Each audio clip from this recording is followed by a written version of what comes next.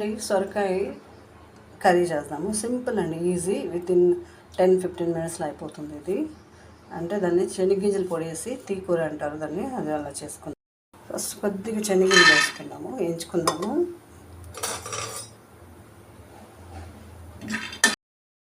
కొద్దిగా జీలకర్ర వేసాను, ఆయిల్ వేసాను, వేసుకొని ఆనియన్ వేసాను, ఆయిల్ వేసాను,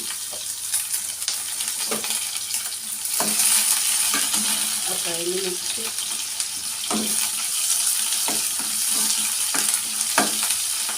చాలా ఫాస్ట్గా అయిపోతుందండి. చపాతీకి బాగుంటుంది, రైస్కి బాగుంటుంది.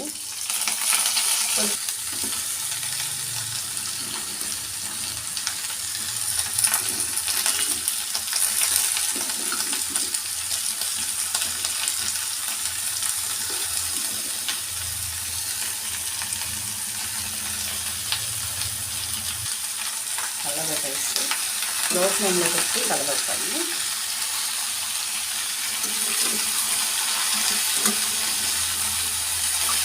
బౌల్ చిన్నదిగానే ఉంది, ఎందుకంటే యావిట్లో వచ్చేస్తుంది చిన్నగా పెడితే.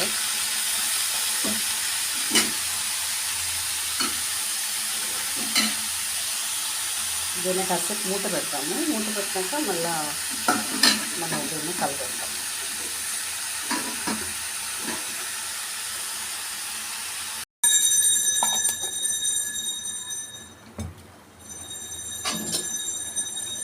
ఒక 1/2 స్పూన్ వేసిన కొంచెం కారంగా ఉంటుంది మిరప్పొడి, చూసుకొని వేసుకుందాము. చాలిపోతే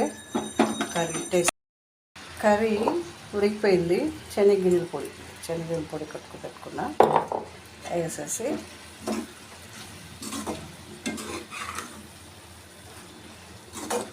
కర్రీ రెడీ.